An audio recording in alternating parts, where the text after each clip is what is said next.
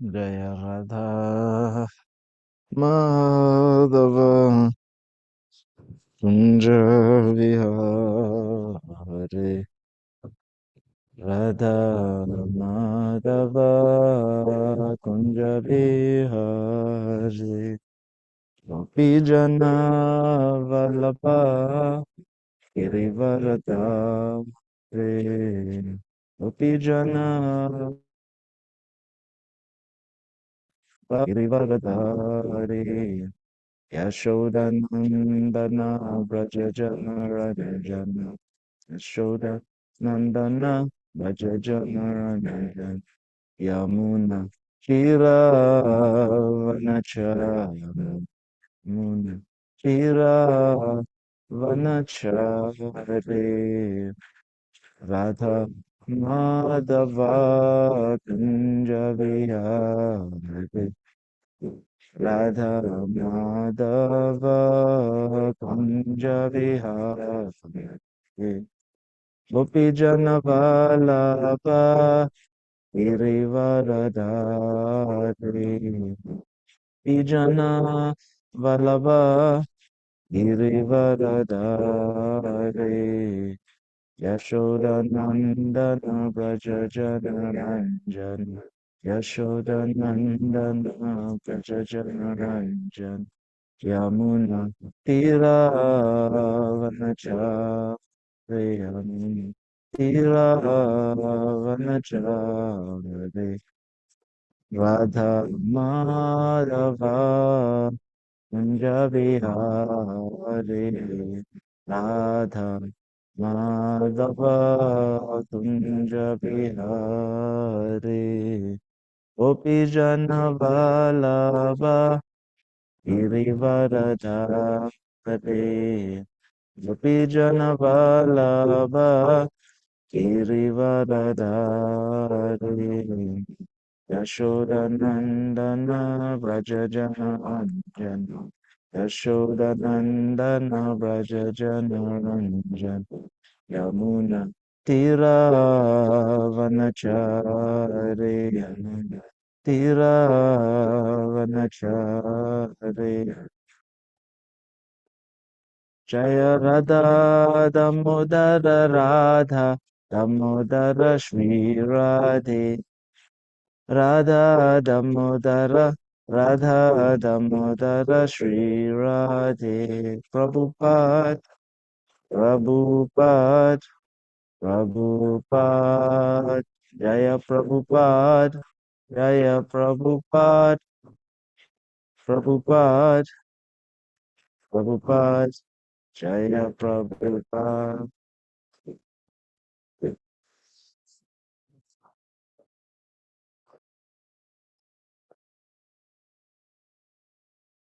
Om Namo Bhagavate Vasudevaya Om Namo Bhagavate Vasudevaya Om Namo Bhagavate Vasudevaya. Hare Krishna, dear devotees, and welcome to this morning's Srimad Bhagavatam class. We will be speaking from Canto 5, The Creative Impetus, Chapter 6, Activities of Lord Rishabhadev, text 14. So that's 5, 6, 14. Aho nuvangso yashasavadata prayava prayavrato yatra puman puranaha vidavatara purusha sa adyash chachara dharmam yada karma hitum. Aho nuvangso yashasavadata prayavrato yatra puman puranaha vidavatara purusha sa adyash Chachara dharmam yada karma hetum. Would anyone like to try to read the verse online?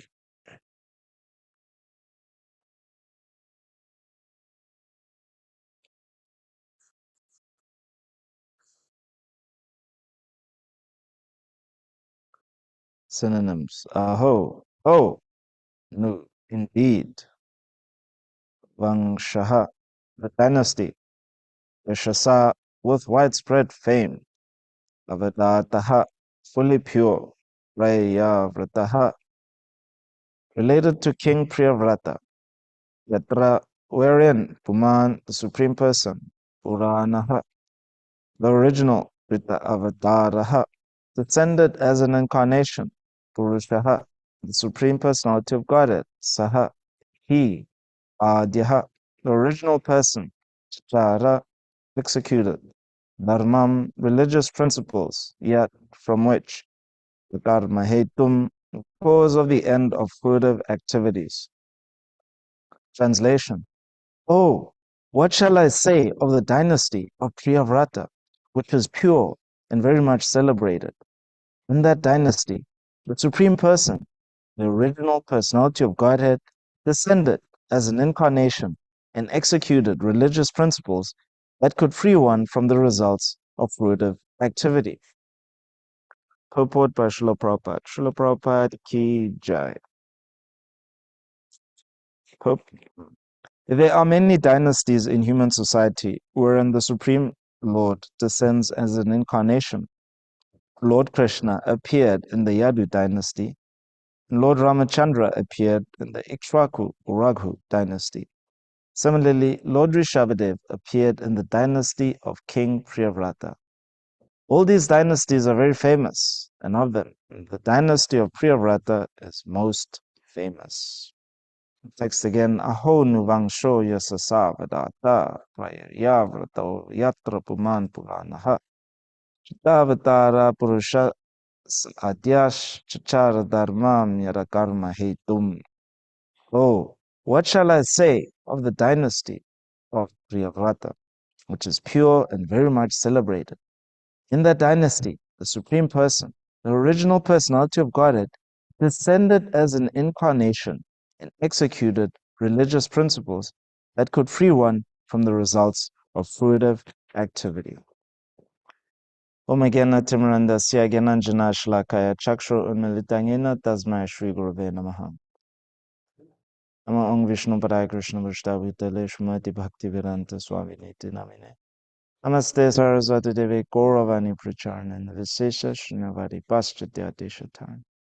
Jai Shri Krishna Chaitanya Prabhu Nityananda Shri Advaita Gadadhar Shivasari Gaura Bhakta Vrinda. Hare Krishna, Krishna Krishna, Hare Hare. Hare Rama, Rama Rama, Hare Hare. So here Shri Gurudev Goswami is glorifying the dynasty of Maharaj Priyavrata. So Lord Rishabhadev appeared as a son of King Nabi, who was a grandson of Maharaj Priyavrata. So, oh, you can't hear me?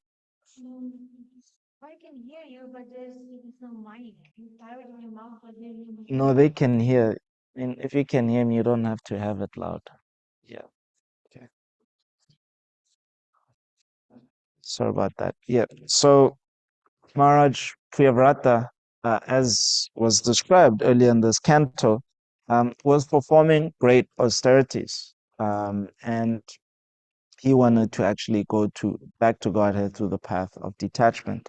However, there was a need uh, to actually occupy the post of being the emperor of the universe. So, other dynasties, you have rulers who are manage a country. Some dynasties manage a planet.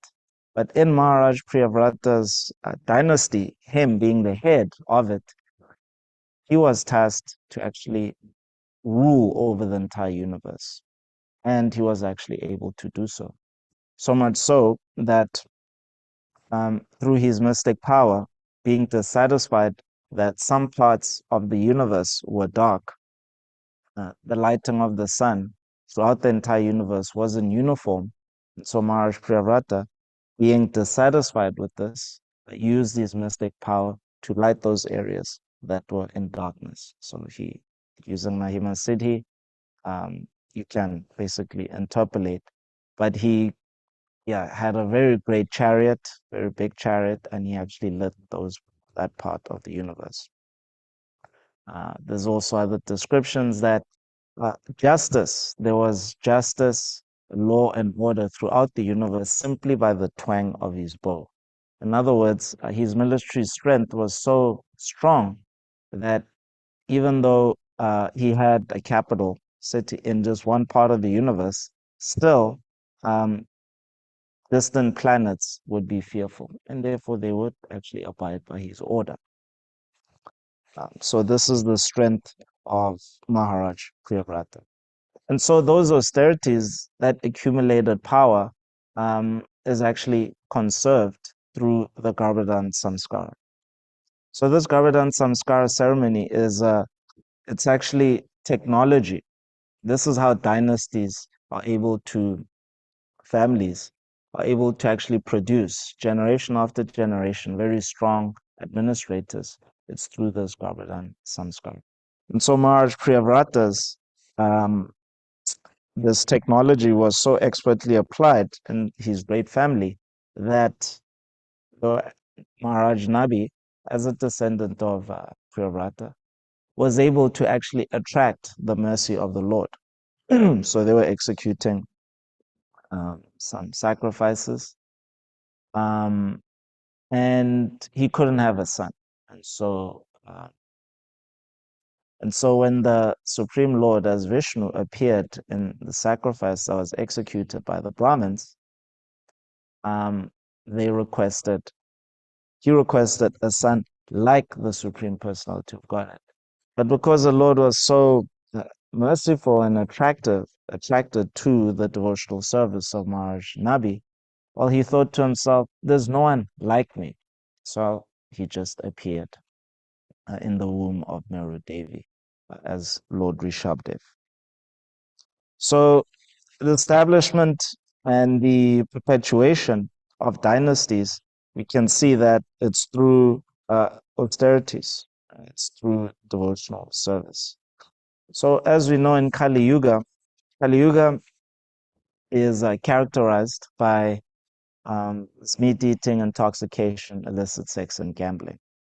So, just in the same way that religious principles are maintained through these powerful dynasties, through these very religious, powerful dynasties, that their family is their name is perpetuated through, you know, their strength of austerities in executing religious principles. In the same way, the demons also they effect control on society through these kinds of families. For example, here in America, a powerful family that produces alcoholic beverages, the Anheuser-Busch family. They were recently bought over a few years ago by foreign interests. But like here in America, being a free market capitalist country, it's characterized by these families. These are families that own powerful brands, and these brands were established, like some of them 100 years ago, 150 years ago, some of them 75 years ago. And so these families, they get their income from these brands, and these brands, some of them, their products actually perpetuate Kali Yuga. So here, Rishabhadev appeared to actually release people from the clutches of Maya.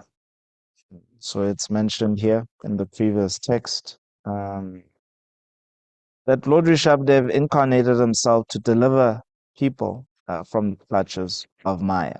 And then there's dynasties where administrators appear who are very influential, powerful, they're able to accumulate a lot of resources. They appear to perpetuate persons to actually stay imprisoned in the clutches of Maya. So you always have this battle going on. And so that's why the Lord,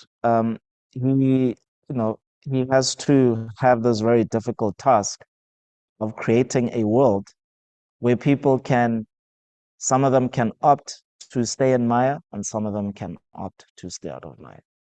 And so the Lord in the heart, from time to time, he will inspire a man, a devotee, to actually think of him.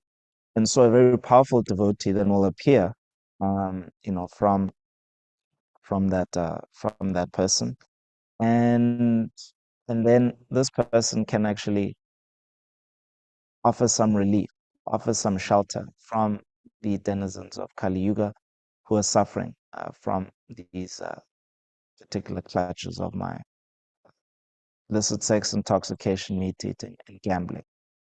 So, as was described in the third canto in the beginning, there's 5 layers of ignorance which Lord Brahma created um, to actually keep the conditioned souls ignorant of their spiritual identity, ignorant of the cause of happiness, ignorant of what it is that is actually going to make them happy and satisfied. Um, and then in different ages, there's obviously different, predominant influences. However, in this age, which will last 425,000 years, um, it's characterized by these sins of illicit sex, meat eating, intoxication, and gambling. And so the Lord, from time to time, he will get powerful administrators to actually appear in various devotional families to give shelter to these to the conditioned souls. So that's why, as practicing devotees, we celebrate the spiritual master is very much celebrated, because just as Maharaj Priyavrata's dynasty has been lasting, his name is still being chanted so many millions of years later. Because remember here, this is the very beginning of the universal creation. Uh, Lord Brahma is estimated by Prabhupada to be 52 years. So that's about 167 trillion years. That's the age of this universe.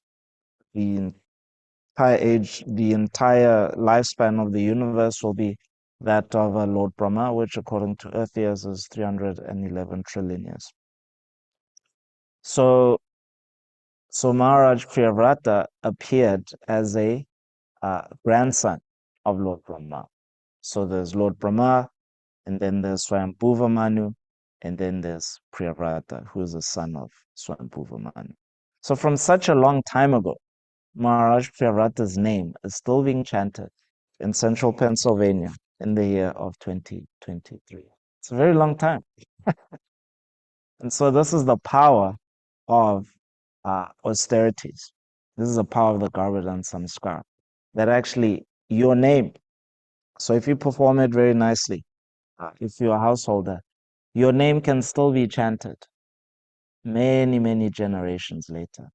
Similarly, an avatar of the Lord, um, Shakta avatar of the Lord, Lord Jesus Christ, his name is still being chanted 2,000 years. And Prabhupada's name is still going to be chanted for a very long time in this age of Kali. So the dynasty, it's characterized by austerity, and it's and that's basically how they accumulate power. So if you are a pious dynasty, that power is utilized for um, getting people out of the clutches of Maya. And then if you are an impious dynasty, that's used for getting people to stay in Maya. So if you, for example, if you read about the history of money as well, you hear, I just forget the name, for example.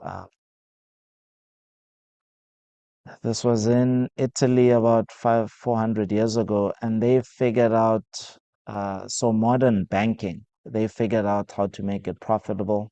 It was in Italy, and they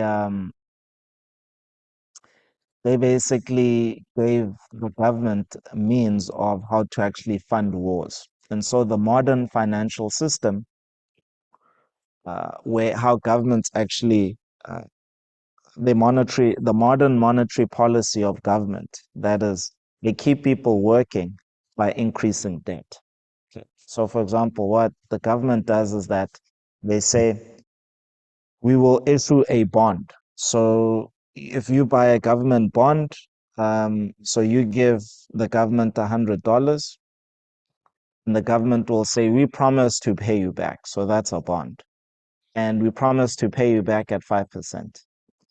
So basically, after a year, the government says we'll give you $5 extra after a year of the $100 that you've given us. Then what the government does is that they have an interest rate. So they print money and they have an interest rate. And say the interest rate will be 9%, or I think, yeah, 6%, etc. And then the banks, they print money and give that to the banks, and then the bank will add their cut as well. So effectively, you get your money not directly from the government, but you get your money directly from uh, the banks. And so that $100, the government promised to give you 105, but the interest rate is 9%. And so essentially the government is making a markup of 4%. So they're not actually going to give you 105. It's for 1 year. If you mature it, if you draw the money after 1 year, there's no interest rate. I mean, there's no what? What is this 9% you said? That's the interest. Yeah, that's the interest that they charge. So for lending money, right, from the bank, they charge you an interest. Mm. Yeah. So basically, it's basic. And then if you factor in also inflation, okay, maybe let's think about it like with inflation, right? So the value of the money, it'll be, so if the inflation is 7.5%, so $100, it will be 92.50, right? So essentially you are expecting 105, but the value of that 100 when you withdraw it, it's 92.50. So effectively the government has taken 250 because they print the money. They print the money. So when a government is saying we're increasing the ceiling debt, it's really just a means to keep the system going, because their spending always exceeds the amount of money that they can actually collect from taxes. So they're just increasing the ceiling debt. Yeah. And so, yes, that inflation is, I mean, the interest rate that they charge is basically to restrict the money supply, because if interest rates are increasing, people, they will spend less. So that's a way to, like, control it. But essentially, if you look at the interest on a bond and the amount of inflation always exceeds the bond. And so the government is making that extra. And so they're keeping people working. Yeah. And so this is, yes, this kind of system was basically founded by a specific family. Um, yeah, in Italy. And yes, this is why we're working. This is the clutch. This is one of the main clutches of Maya, this illusion that we're thinking we're actually making money when in fact the government is actually stealing money from us. So basically, yeah, money is a promise to pay. That's all it is. So whether it's in the form of yeah, money, printed money, and so it's just a promise to pay. It really has no value. So that's why. But when you look at uh, dynasties where the kinds of economy that they had, it wasn't based on this kind of cheating. Administrators of the past, they didn't have this kind of monetary system. Um, because when the monetary system is backed up by a resource such as gold or other commodities, then the government just can't keep printing money. And there's been, histories in the past where the government tried to fund a war uh, to, keep printing money, and then the inflation just ran away. In other words, the value of that piece of paper, it ran away, and people just didn't have faith in it, and so they abandoned it. For example, in the Civil War, the Confederate government, they tried to do this, but yeah, it just didn't work. Anyway, this is if you're interested in this, you can look it up. But essentially, yes, thing that is, whatever clutch is there that's holding people back, people are being absorbed in matter for some reason. So in this age, and especially in this country here, absorbed in, like, the hustle of making ends meet. The free market capitalism are characterized by this quote unquote hustle. It's very difficult to have enough money. And so, yes, people are in this clutch, and so they have no time for spiritual life, have no time for reading Bhagavatam, for chanting, for getting together and associating with devotees. So you can think about it in your life is, what is it that is bogging you down? There's what systemic characteristic within modern society is bogging you down? What is taking your time? And when you look at it, you'll find a family that's behind it. There is some family that's behind it. So for people who like alcohol, it's a family. For people who like, you know, yeah, the other devilish delights of Kali Yuga, there's some very influential family that's behind it. And then when we look at the mercy, what is what benefit we have gotten in devotional service, you'll find it's the parampara. Yes. So dynasties are very important in maintenance and in also destruction. So this is how the Lord is able to achieve these multiple objectives. There's people who want to forget him, and then there's people he has to give the opportunities for people to remember. So we're very fortunate here at Gita Nagari that the GBC for Gita Nagari and Guru Maharaj, His Holiness Devanita Maharaj, will be coming tomorrow. And he is a member of the Gaudiya Vaishnava Sampradaya. Um, and Prabhupada, he made so many spiritual masters to actually give us shelter. Otherwise, if it wasn't for Prabhupada, so he's famous for basically expanding the Chaitanya tree beyond the shores of Bharatavarsha.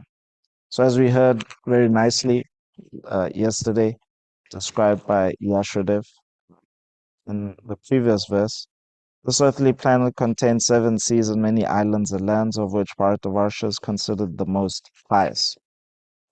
So in that land, which is the most pious, Lord Chaitanya appeared, and Lord Chaitanya uh, requested that all the residents of Bharatavarsha should actually, whomever they meet, they should tell people about Krishna, tell them about the science of Krishna.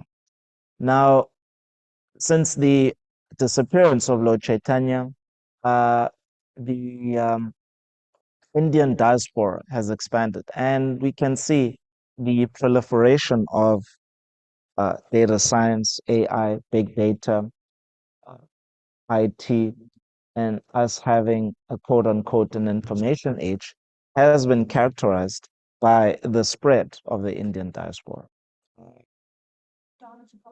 Diaspora.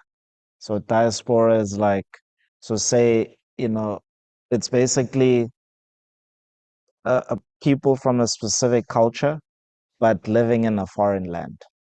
Yeah. So basically, you can find Indians in every single major city. Similarly, you can find Asians as well. Um, you know, but there's different, yeah.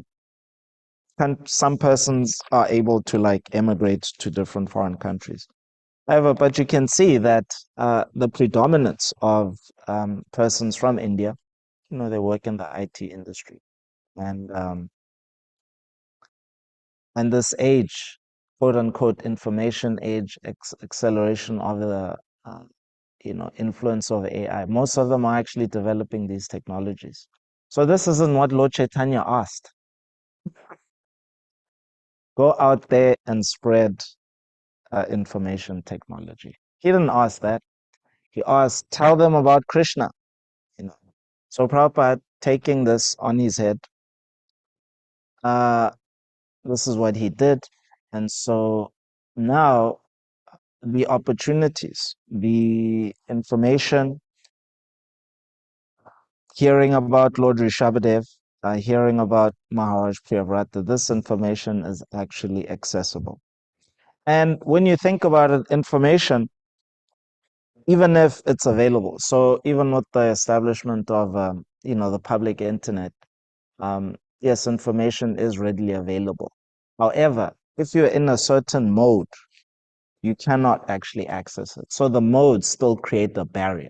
So, for example, um, information on biology, information on how to, heal the body, uh, basically extract some more power from the body using technologies such as pranayama, eating healthily.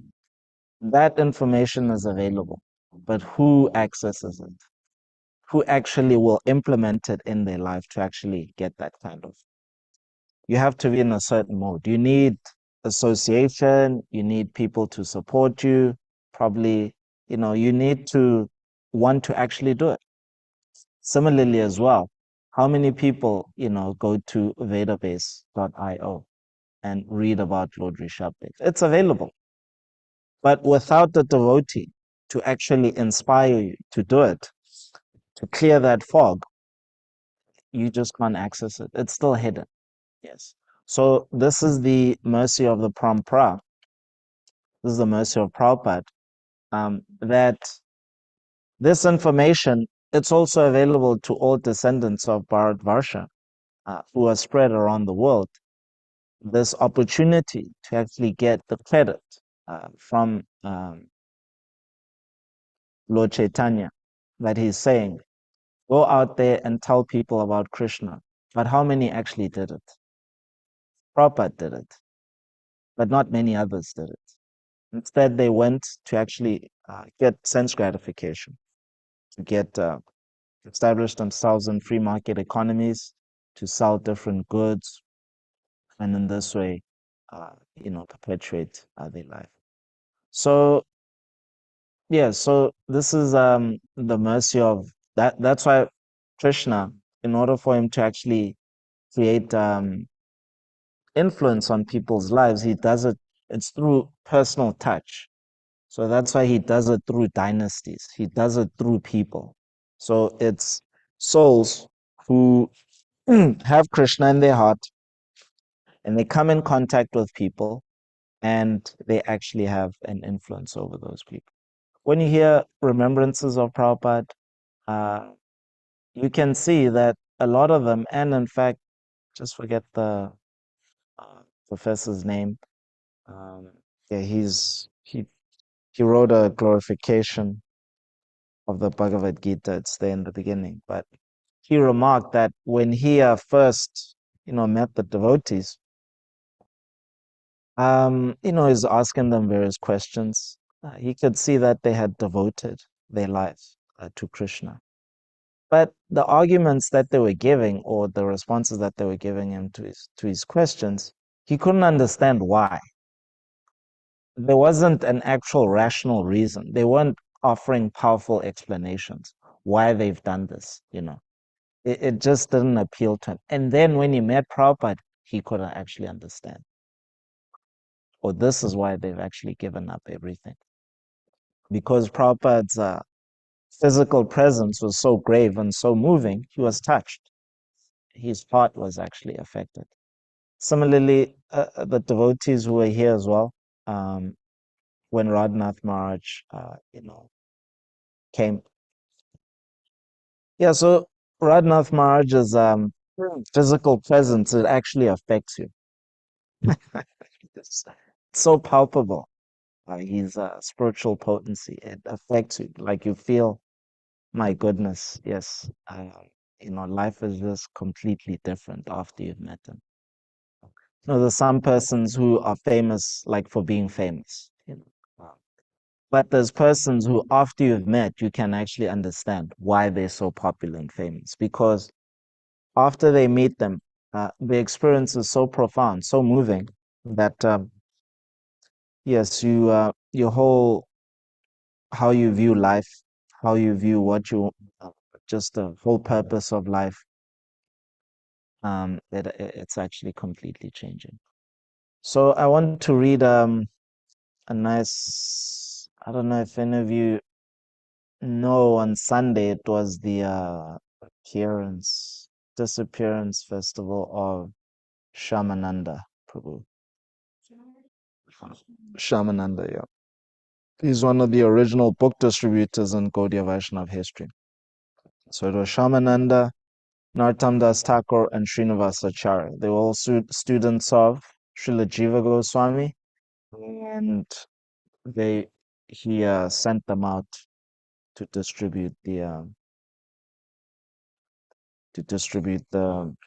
books of the six Goswamis.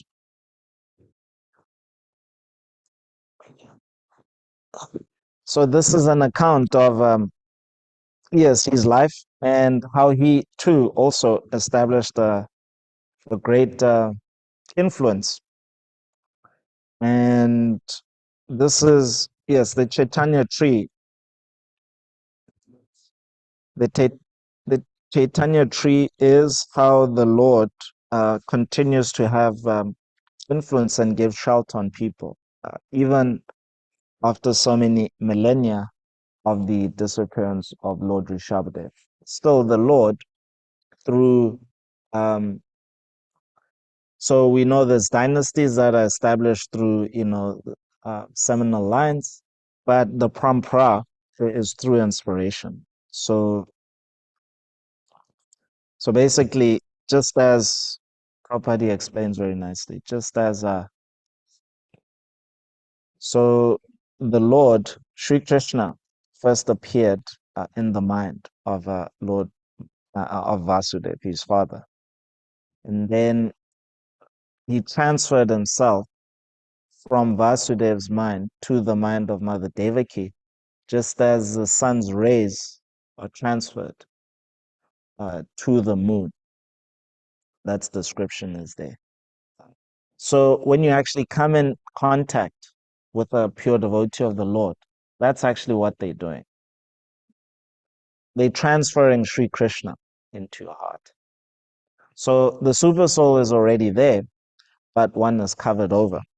But uh, because they have Sri Krishna, the form of the Lord, Shama Sundar, in the heart, the experience in the association is so powerful that, yes, uh, there's just this illumination.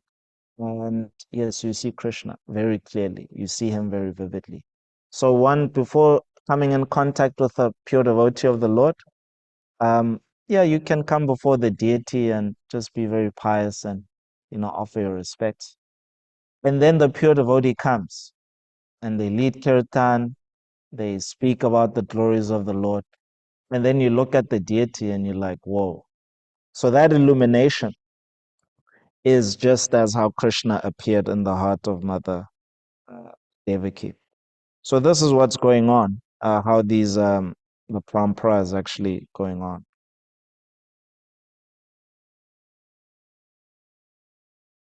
Anyway, I think we're out of time.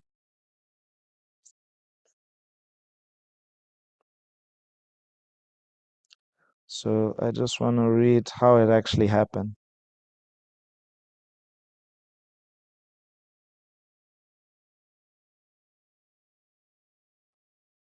Anyway, actually, just reading part of it doesn't do justice. Dear devotees, please, you have to read how Duki Krishnadas got the mercy of Srimati Radharani.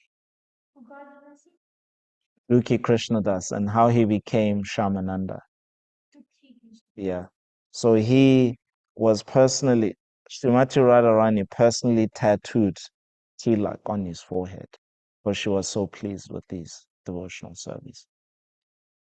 You can go on gaudiyahistory.iskondesirtree.com. Yeah. That's the one. I think this one they have a summary. I like the one on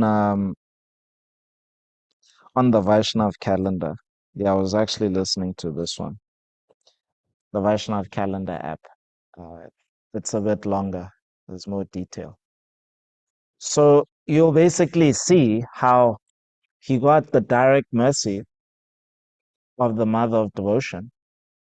And after that profound experience, he was always a nice devotee, but the service that he did, so his spiritual master told him to spread the teachings of Lord Chaitanya, and how, yeah, just the wonderful work he did, wonderful service he did in reviving the teachings of Lord Chaitanya. Yeah. So this is really what we want, is after getting the mercy of the Lord through the pure devotee, we can, yes, our life should never be the same. So we have the opportunity to do that once again. Uh, so many saintly persons are coming to Gita Nagari. So that opportunity is there. If you really are very attentive, um, you will be so affected that your life won't be the same. And this is really what we want, so that we don't get influenced by the influence of these empires, dynasties that are heading up meat eating, intoxication, illicit sex, and gambling. Hare Krishna. Are there any questions, reflections, or contentions? No, you go ahead. In person gets preference. Yeah. Well, they should hear you. It's just the two of us, so I think they should hear you. Yeah. Thank you. Thank you for the wonderful class, Gari Krishna Prabhu. Um, lot of take home key points as to how the illusion is spreading and how it is so empowering, and what we call as developed versus which is completely spiritually undeveloped. Okay, one question. You said Kali Yuga is characterized by intoxication, gambling, illicit relationships, and meat eating. What I have heard, or even first canto Srimad Bhagavatam says, just clarification as to in what intensity is are these four things present, is that the Kali Yuga is only standing in one leg, and that leg is a leg of truthfulness, which because of the presence of the scriptures, there's still truthfulness. So for me, like the four regulatory principles that you mentioned, truthfulness corresponds to gambling, right? So that means that the gambling is not so prevalent still. Is that correct understanding? Number one. And number two is your bond and mutual funds. I didn't really understand that, but maybe I can clarify later on because I have a different understanding. But I never gave a thought about it. So anyway, I'll let you answer that first, and then if no one is answering, then I'll come to that asking a question. Thank you. Okay, so you're asking if whether um, gambling is one type of thing that's actually, yes, it attacks truthfulness, but because Dharma is still standing up on one leg, then it's the least intense compared to the others that have been hacked away. Intensity is out of all the 100 is the 100% intensity. Well, I mean, you can do that comparative study, but think about it like this, that truthfulness has to be there. Whether, suppose gambling was the most intense. Truthfulness, the Lord is independent, and so he can still make it that, okay, even though gambling is more intense than illicit sex, meat eating, and intoxication, suppose that was the case. But from an epistemology point of view, how would you be able to approach the Supreme Lord without scriptures? So the scriptures still have to be there. Yeah. So one can make the argument that the sages of Naimisharanya, they concluded that the Bhagavatam is what the Lord left behind. And so at that time, if one did a comparative study, those activities were hardly there because Parikshit Maharaj and his son Janamejaya, was still there. But truthfulness was actually the main, in other words, the Srimad Bhagavatam was the main way you approached the Lord. And so truthfulness was going to be the strongest leg. One can make that comparative study. Yeah. So in the next, golden age, 10,000 years, you can see gambling is intensifying, like using, modern platforms, various payment gateways, like on YouTube, like sports will just keep intensifying, and sports betting is just increasing like anything.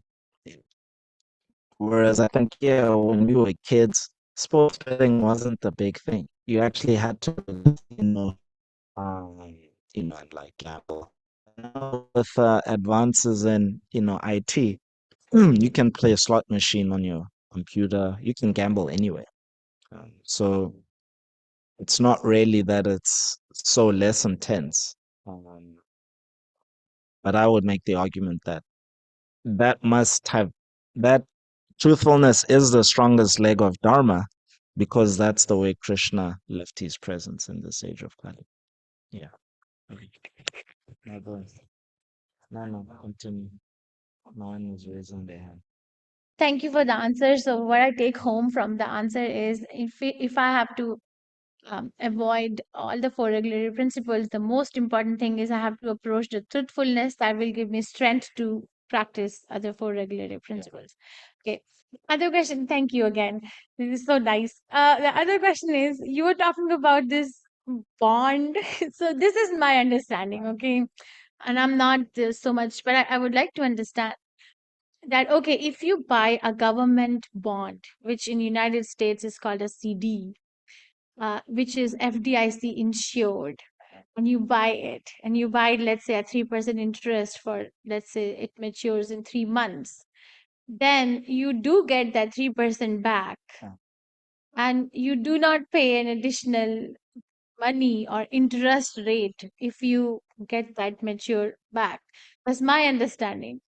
But you were saying $100, you 5%, 105, but then you pay a surcharge on it, which I don't Yeah. think is Yeah, sorry. okay. Yeah, so my explanation was a bit incorrect. I was mixing it up. So Okay. interest rates, so there's like the fiscal policy, how the government actually spends the money, and then there's monetary policy, how the government makes money. And one of which, the way the government, sort of makes money is by like controlling the interest rates. So there's different ways. So, and they want to keep the inflation low, but not too low. So the interest that the government gives won't it'll always be below inflation. That's the point I'm making. So the value of the money. So they've given you, you've given the 3 month example.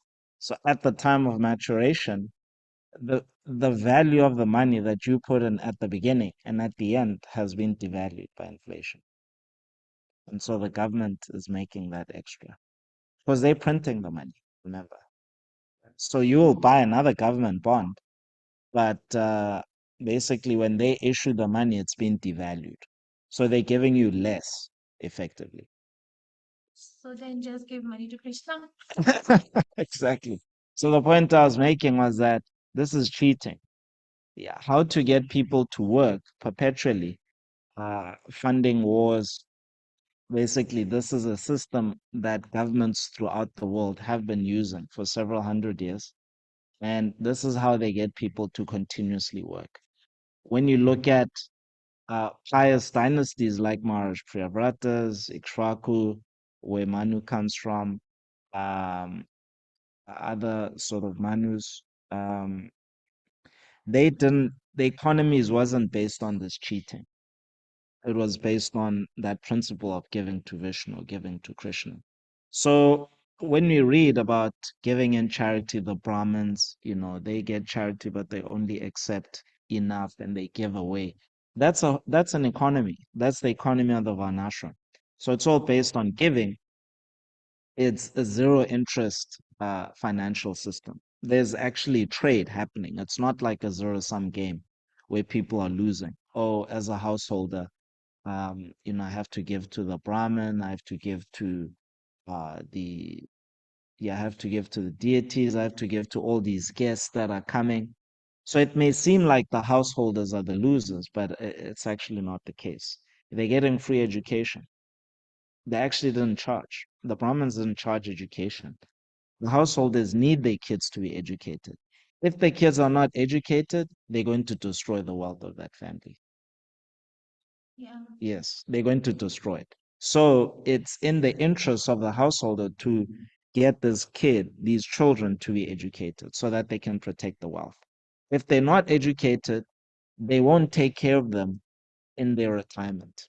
Because there wasn't insurance, remember? Yeah, there wasn't retirement insurance. The kids were retirement. They were the retirement insurance. So even from a material point of view, the kids are being educated by the Brahmins. So it's not a zero-sum game.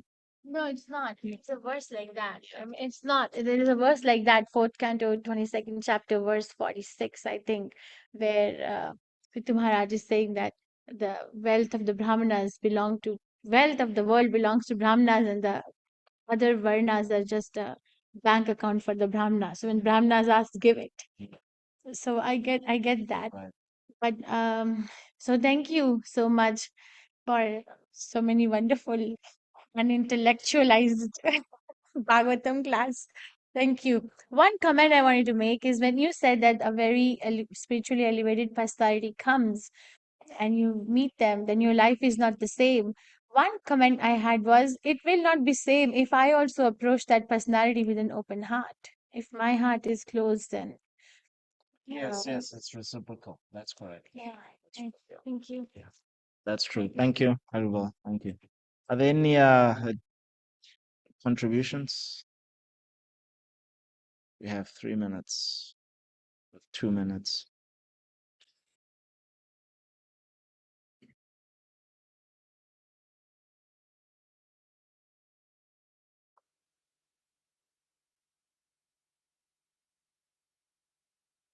Okay.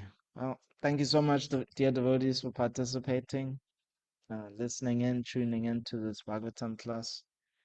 And yes, let us take in the mercy from, the parampara that Prabhupada has established through his many followers.